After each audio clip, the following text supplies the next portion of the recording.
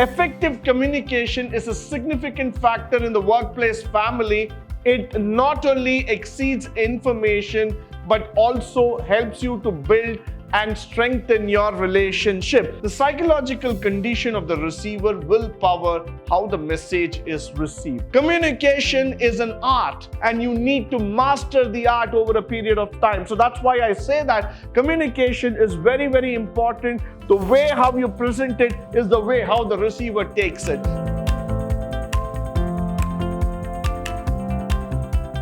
Good morning and welcome to the session 2 in Unit 4 in Management Principles and Practices, where we are going to talk about a very interesting topic known as communication. So just moving further, let's first try to understand the effective communication all about. Why is communication so important in the modern world? Now, when we talk about that word communication itself, many people think it is all about language, or they think about the art of speaking, or they think that it is all about using English as a medium to talk.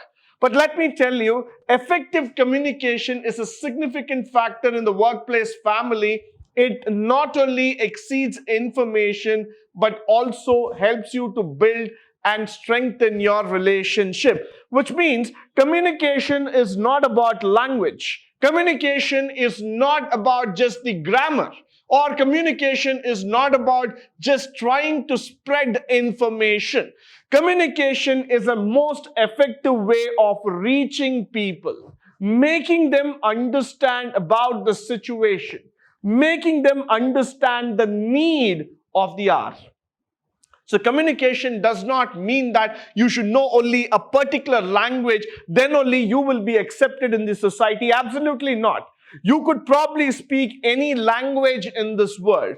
But what people want is that, are you able to communicate the meaning, the purpose at the given time space? Now, moving on, communication should be brief and straightforward to communicate ideas, the feelings, the thought process, and it should be in an understandable manner. Whenever you start speaking, people are in search of words.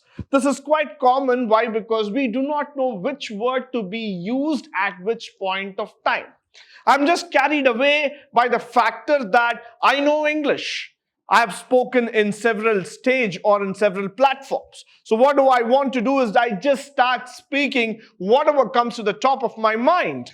But that is not communication. Communication is all about making things simple and effective. It is all about reaching to the mind of people.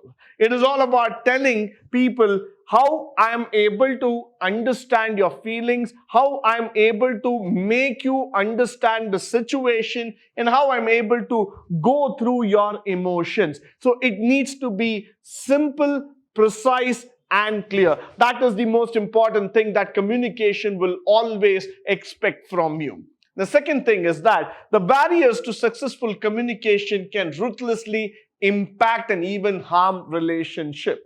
Now, this is a very common factor that, the way how you talk is how you are going to be judged in the society, in your workplace, at your home. So many times what people do is that by speaking harsh, by speaking unwanted words, by showing their unruly behavior through the communication aspect, they lose out on relationship. They feel that this stand is not effective. They feel that just by speaking those words, they've done some heroic things on that day. But that's not needed. The problem here is that people understand that it is always mandatory that you speak soft, that you speak the normal way of doing it. But I don't find in many a times that communication is something that needs to be exceeded too much. Communication just needs to be apt. Communication just needs to be precise to the point. That's where you will be respected and you will be given the place. So always understand that effective communication is that much only to the extent that you need to speak. Followed by, now what are the communication barriers? There are some barriers that actually prevent us from correctly getting and accepting the messages to other side. So there's always some form of barriers, some challenges that are always there, which makes you understand that you are not able to reach effectively to others. Let's look at some of the examples. Information overload, perceptions, workplace gossips, semantics, gender differences. Now, these are certain things which are very, very common. Let me start with this very interesting topic called as the information overload. Now, why is information overload so much? The moment you switch on your mobile phone, you're just flooded with information. From WhatsApp, from Instagram, from Twitter, from LinkedIn, from Facebook, you name it. Every single social platform media is providing you n number of information. You know so many things. You want to talk about it. Your mind is just filled with data. Whenever you start talking to people, you want to go and show them, you want to impress them with the data that you have. But unfortunately, people are not able to receive at the same wavelength in which you are talking. So the first challenge is the information overload. Am I talking too much? Am I overloaded that I'm not able to deliver exactly what people want? Am I just flooding people with information? Am I just throwing data at them? Well, that will not suffice. That would not be the end to the given solution. So you need to understand how to take it further. The second one, the workplace gossips or the perceptions and other factors.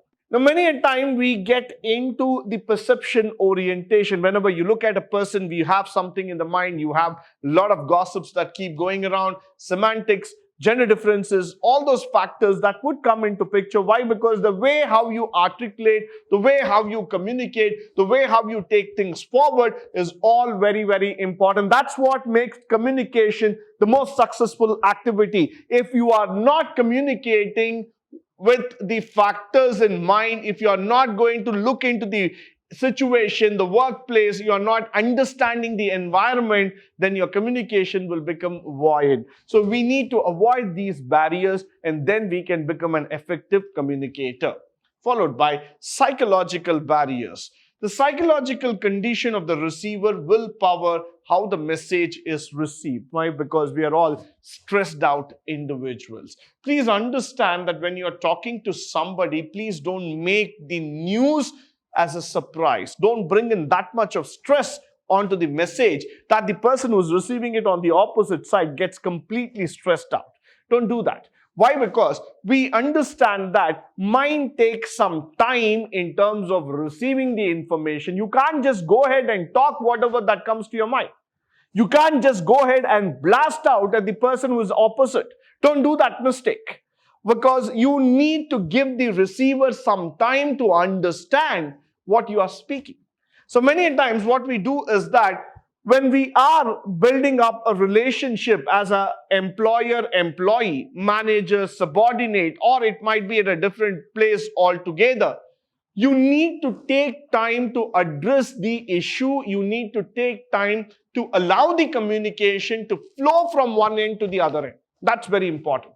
So then only the receiver will be able to understand, adapt to the message and get the essence of the message altogether. So that's why I would always say psychological barriers are very, very important. Now, one of the psychological barriers is anger.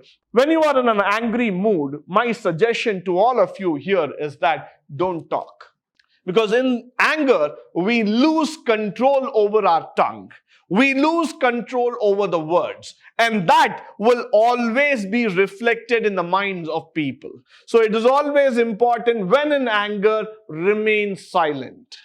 And that's why I always say psychological barriers have to be first encountered, and then probably we can build in an effective communication. Followed by, when we are angry, it is very simple to say things and then it might have got on a misunderstanding. People would lead it into a low self-esteem altogether. That would create further problems. People will start thinking that you are not an effective communicator. You are a short-tempered person. You don't know how to speak with people. So one word that would have been spelt in the moment of you getting angry will shatter your entire image in lifetime. So that's why I say that try to remove those psychological barriers before you are speaking to people, because if you're not, then that psychological barrier will always come and affect you. So always keep in mind that you are going to speak only when you are cool and calm.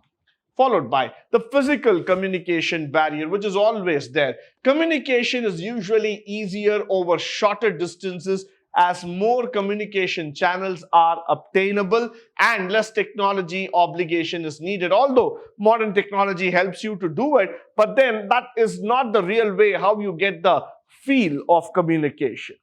See, that's one of the reasons in the organizations we have something called one-on-one meeting. Now, what is a one-on-one? A one-on-one is something when you go and personally meet your subordinates and you talk to them and say, this is what I want to do. This is how I want to be. You let out your feelings, you let out your expressions, thoughts, ideas to your manager, and you tell him very clearly, this is what I am expecting out of this job. Now, your manager has got all the rights to understand, to go ahead with you, put you in a position where this problem can be solved. But at the end of the day, it is all about how the communication goes between you and your manager. So that's why we say shorter distances, which means shorter the physical distance, you get the opportunity to meet somebody face to face, talk over it, then you're doing a fantastic job. But moment you are going to have a conversation over a phone or over a VoIP, or you're going to have an internet-based communication, then what's going to happen here is that the channel might not prove that effective in terms of speaking. So somewhere down the lane, you might miss out on the entire activity. Followed by the physiological barriers, like which might be on the receiver conditions. For example, the receiver is not able to hear you, too loud a distance, there is a disconnection, there is somewhere you are not able to speak out, that person is not able to hear you properly, the LAN problems, internet problems, and other kind of things, surrounding noise, all these things can make it to a ineffective communication factor altogether. Followed by the types of barrier. Let me start with a very, very simple type of barrier, what we call it as the language barrier. Now look at it. The way how people have spoken, you've seen a hi, you've seen a hola, hey, hello, salute, you've seen a ni hao, and you see a sanu. Everything is same. Am I speaking different language here? The answer is yes, no doubt about it. I'm trying to use all the languages that I've probably read out here. But then, the meaning is the same, but what is the biggest thing here is that the language barrier that comes.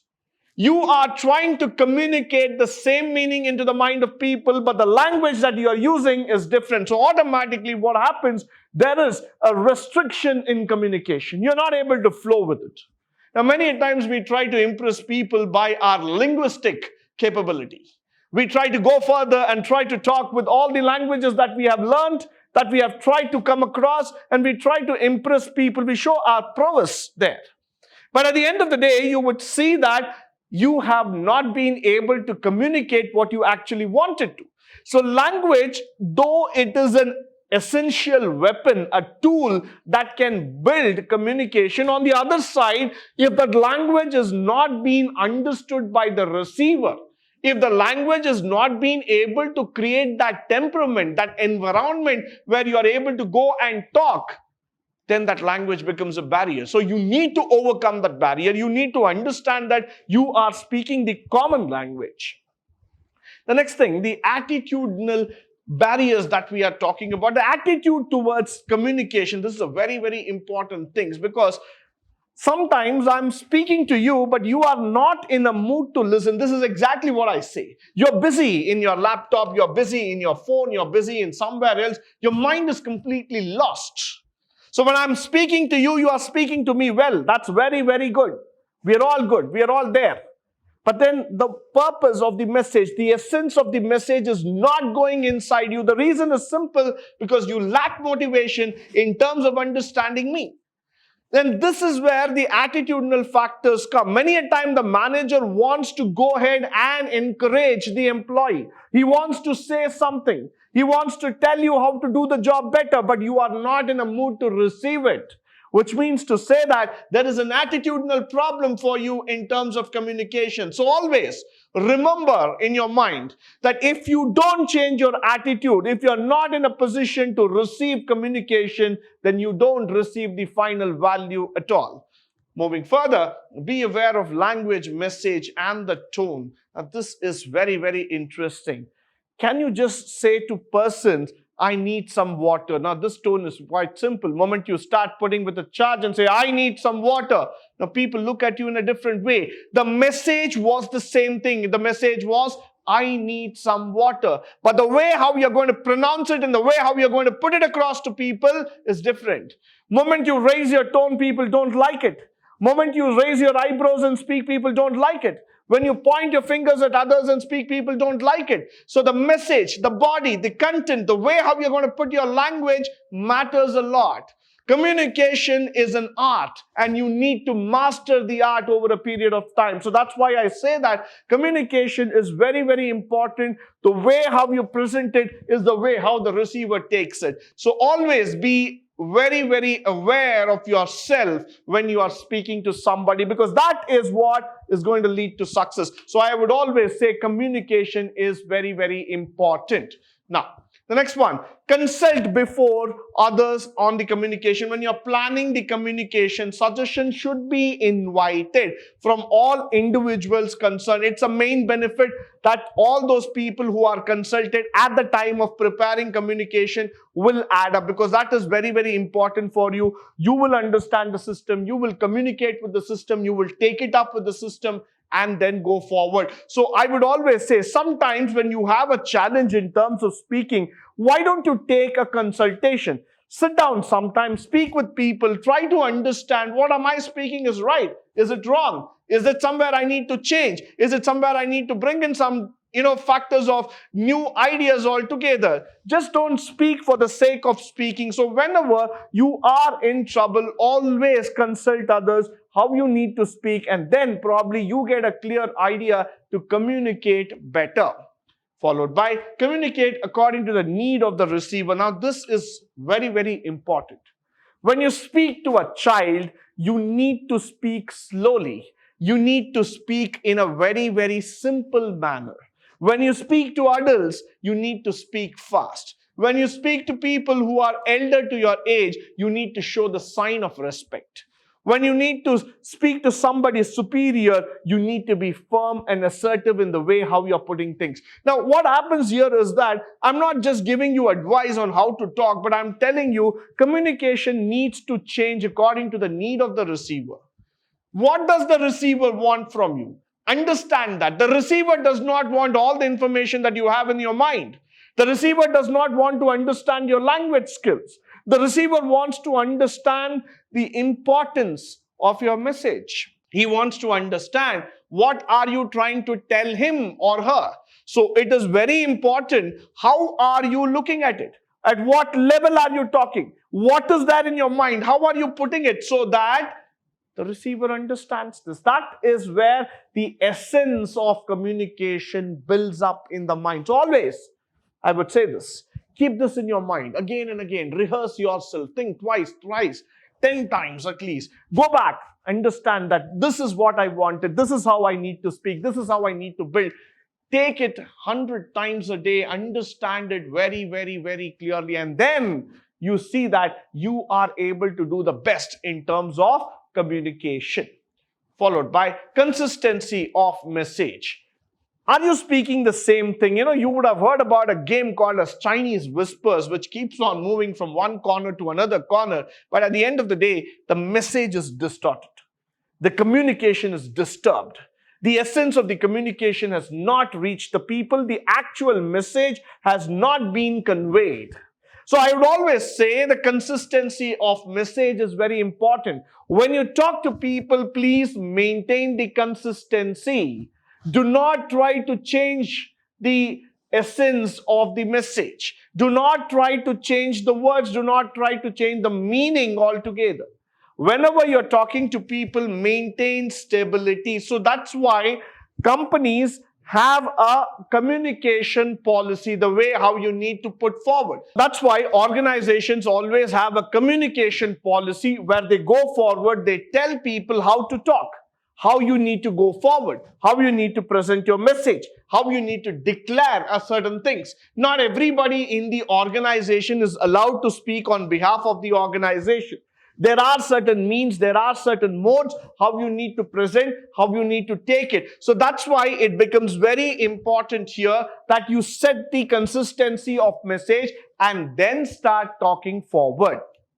Now, follow up on the communication. In order to make communication successful, and the management should also know that how frequently the message has reached, how people have taken it, what is the outcome of that. There should be a follow-up, and the follow-up should be done in such a way that there should not be any hassles. They should go forward, they should understand, check up with the people and see that whether the communication was suitable, understandable, they have taken it in the right form, in the right format, and then they can probably move forward. Now make sure that the receiver has got a proper feedback, because you receive a proper feedback from the people. Once you have sent the message, people should not just nod the head because they got the information. They should understand that yes, this is the purpose of the message. They should come back, they should clarify, they should tell, yes, we have understood, this is what you wanted. And so that whenever you talk, both in the written form, also in the verbal form, ensure that you have received proper feedback from the people so that you can understand yourself as an effective communicator. So this is very, very important for all of you in terms of overcoming your communication barrier. With this, I come to the end of this particular session. I hope and believe that all the important factors that are being conveyed through this session will be of a great benefit to you, both in terms of practice as well as in terms of theory. In the upcoming sessions, we would be talking more about the different factors of management, both in terms of communication, in terms of the planning, the centralizations and aspects. With this, I would also like to tell you here that these aspects are just important both from the management point of view as well as in terms of your practice. So please do make this as an effective habit in your day-to-day life. In the next session, we will discuss about this in detail. But until then, stay tuned, stay blessed, and stay enlightened forever. Thank you once again for joining me today on this wonderful session.